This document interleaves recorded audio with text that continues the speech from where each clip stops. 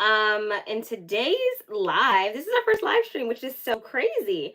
But I'm going live to start a series that I'm calling Wind Down Wednesday. And I'm doing this because I feel like I devote a lot of time like recording videos and editing them and then posting them to YouTube, but then like I never kind of get to have like intimate moments with my community. I really wanted to have this like space where we just kind of like sit, talk, chit chat, kick the shit, whatever. So welcome to Wine Down Wednesdays. Oh, how is it Wine Down Wednesday without some wine? So I'm gonna be drinking a little Riesling. I'm Wednesday, but like if you don't drink wine, like girl, just come with whatever you got. So here's our initiation pour. I can't believe we're live. This is so crazy.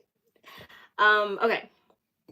So the whole reason why I wanted to go live and talk about, well, the topic today specifically is talking about like finishing sprays versus setting sprays and like what the difference is when you would use one or the other over the other, or kind of like some little tips and tricks at the end on how you can use them together. So cheers, and let's talk finishing sprays. Okay, so I do have some notes over here, so you'll kind of just see me looking over to the side. I'm just making sure that we're staying on track. But if there's any questions, obviously just feel free to put them in the comment below. Okay, so let's start finishing sprays. So the main point of a finishing spray, before we even get into the main point of the before we even get into the main point of a finishing spray, let's talk like order of makeup application. So first it's going to be your skincare, right? We always want to start with skincare, always, always, always. Then we go into our primer. Then we're going to put on like our liquid. So that means like our foundation, our concealer, maybe creams if you're using creams, like cream blush or what have you. You do kind of like your liquid cream stage first, and then you kind of move into your powders. So when we get to powders, a lot of times like when people's makeup kind of gives like that cakey vibe, or it's just like kind of sitting on the skin. So that's kind of when you would want to incorporate a finishing spray. So not all powders are created equally. Some of them have like larger powder particles. And when you see that, it has a tough time really marrying with those liquid and or cream stages that we talked about prior to applying your powder. A powder is just kind of like a setting activity. So like once you finish your makeup, you can use it to kind of like bake and or set. Depending on the, desire finishing your makeup. Also, you can use a finishing spray. Oh, well, sometimes people have oily skin. If you have oily skin, I definitely would recommend incorporating a powder as well. So when you get to the end, if you have kind of like that cakey, like kind of just sitting on the face type of look, that's when I would definitely recommend incorporating a finishing spray. So what that will do is kind of like add moisture to the powder particles to help them kind of really marry and blend with the skin. So with that being said, there's different types of finishing sprays that you can purchase. So a finishing spray, like I just said, helps marry that powder layer, and really help it. Or even if you don't use powder, let's just say you stopped at like creams or indoor liquids, it's gonna help it really sink into the skin. But you also can choose what kind of finish you want. So let's say you want a dewy finish, then you would buy a dewy finishing spray. A really good example of this would be Dewy Set, and this is from Anastasia. I have this little pineapple one. So this is a setting spray. It's gonna help really set that makeup in. Another really good example of that is, I'm sorry, this is a finishing spray. I'm getting confused and I'm gonna tell you why. This is a finishing spray. And also the Charlotte Tilbury Airbrush Flawless Setting Spray. It's also a finishing spray. Also, the e.l.f. Power Grip Dewy Setting Spray. I'm saying this is because, like I said, the entire goal of this step is to really just help push the product into the skin, give it that very flawless, like airbrush look.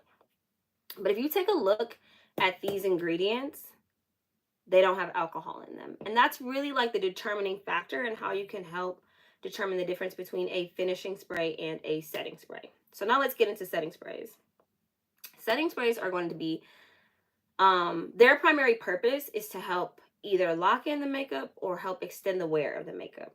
So they're going to have a higher alcohol content. When I say higher alcohol content, it means like if you look at the list of ingredients, you're going to see that alcohol is one of the first 5 ingredients.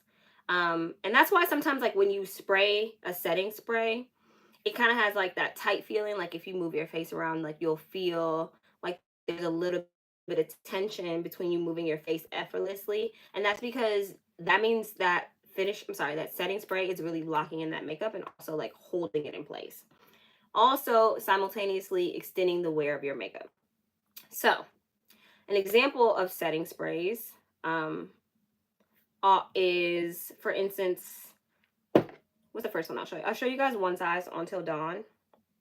If you take a look at the ingredients list, butane, second ingredient, alcohol.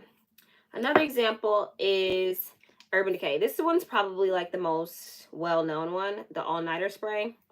It doesn't have the ingredients on the actual bottle, but if you do a quick Google search, you'll find that alcohol is the number 2 ingredient. So ingredients for everything, but specifically while we're talking about cosmetics, hold on. Ingredients are listed in order of concentration. So the ingredient with the most concentration will be at the top of the list, and the ingredient that's found the least in the formula will be at the bottom of the list. So usually, like I said, alcohol is in the top 5, and for all nighter, it is the second ingredient. So those are both like what we will call prestige, One Size and all nighter. But if you're at a drugstore, you can also pick up this Revlon Color Stay Lock.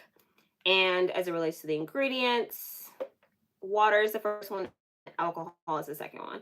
So this is like a true setting spray. And a lot of times you'll find verbiage like lock, set, last all day. Those are going to be really good indicators that you are getting a true setting spray. Now, here's where it can get a little tricky though.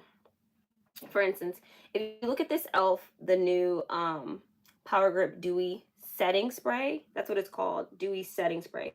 There's no alcohol in this formula. It is truly a finishing spray. That's not to say that it won't maybe to some degree lock in the makeup. That's not to say that to some degree it won't extend the wear of the makeup. But the true purpose of this, with no alcohol in the ingredients list, is to genuinely help that makeup sit on the skin significantly better and like move with your skin. Same thing with the Charlotte Tilbury Airbrush Flawless Setting Spray.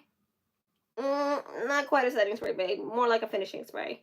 There's no alcohol content. It's like the finishing sprays are usually very, very moisturizing because they need to address that layer of powder that's sitting on the skin, or they need to address like why the makeup isn't quite like meshing well with the skin. So usually adding a little bit of hydration, a little bit of moisture will really help those two blend together.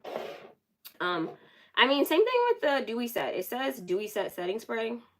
It ain't saying nothing. It didn't finish it though. So yeah. Okay, so now that we kind of talked about the difference between setting spray, finishing spray, let's talk finishes, right? So if you really want to manipulate how the makeup looks, you can choose kind of the finish for a finishing spray. So for instance, if you want a dewy look, get a dewy setting spray. If you want a matte look, I keep saying setting. I'm so sorry. Let me back it up. If you want a dewy finish, get a dewy finishing spray. For instance, Dewy Set. If you want a matte finish on the makeup that you've applied, then get a matte finishing spray. You can also achieve this through dictating like, how should I frame this? Can you find dewy finishing or dewy setting sprays? Yes. But if you want to get essentially like the best usage, if you want like the most performance, I would recommend getting matte. It just is what it is. Matte typically locks in, doesn't move. But that's not to say, let's get into the tips and tricks, right? So for me, I like to pair the two. This has been my favorite combination lately. So I'll spray the One Size setting spray to lock my makeup in, to make sure that it's going to wear all day. And then I come in with the Charlotte Tilbury Airbrush Flawless. This is such a mouthful. Airbrush Flawless Setting Spray, I'll spray this on top. Because, like, I wanted to give skin. You know what I mean? Like, I wanted to give lived in, like, not quite woke up like this because, like, peep the makeup, but very much like a skin type of finish. And that's absolutely what this is going to give you. But I don't got time to be doing touch ups. You know, when you apply makeup, you're very intentional about where it is. Your blush is going to go here, your contour goes here. And it's really, really important to make sure that throughout the day, it's not kind of like migrating in other areas of the face that you didn't intend it for. So it just makes sense to go ahead and put on a finishing spray. I'm sorry, a setting spray to lock it in and then top it with a finishing spray. In case I keep tripping over my words, this is how you really should think about it. Finish, I'm done, let me finish. Set, I need to lock it in place. Let me use a setting spray. So hopefully that was like not too confusing, and hopefully you guys you know, like, I know I keep like to hopefully kind of get what I'm saying. I'm just gonna take a look at my notes and make sure that we addressed everything. Yeah, tips and tricks. Oh, I'm really happy I took a look at this because I forgot to tell you guys this. 2 more things. 3 more things, actually. So we talked about how you can combine the two to create a combination. The second thing that you can do is, I really like to incorporate a fan after the spray for a really efficient dry down. A lot of times, like, you'll spray all over and then you're kind of like walking around. Just take 5 seconds, use your fan, really dry and lock everything in place if you're using a setting spray before you take off out the door. And I promise you'll feel like, you'll feel a lot more polished because you're not like kind of walking around with like wet makeup or having this cooling sensation because you have wet makeup on. And it'll make sure that, like, you can do a quick look in the mirror to make sure everything locked in place where you wanted it to, and you don't need to do any touch up. So I would recommend incorporating a fan after a finishing spray and a setting spray. Other tip and trick that I wanted to share with you guys is that you can use a finishing spray, specifically as finishing. So like if you have one that's like a little bit smaller, like that can fit in your purse or like whatever you're carrying in your bag, and let's say you're just kind of like, it's the middle of the day and your makeup is just kind of looking like blah, you know, like it has settled into the skin, but it's like not really giving what it gave when you walked out the door. You could take this and really just spread all over and really refresh the skin. So it's gonna like exactly what it says, refresh it, give hydrated look. This, you can use this as your prep step before applying your makeup if you need hydration. So just the phase, and if you don't know what a biphase is, it has squalane, it has aloe in it, it has hyaluronic acid, green tea seed oil, a lot of really good for you skincare ingredients in this. So what you would do that is you would do your skincare. That's always your step, right? And then prior to putting your primer on, you would gin and then you go in with your primer. So my little tips and tricks, and this has been such a really fun wind down. I think they'll all kind of be pretty short, like, you know, 15 minutes, 20 minutes, whatever. As questions roll in and as we get more participants in the wind down series, and I'm sure it'll get a little bit lengthier. But this has been so fun, and I really enjoyed your company. And I think the next wind down will be they'll come bi-weekly. So like not next week, but the week after. And until then, cuties, bye.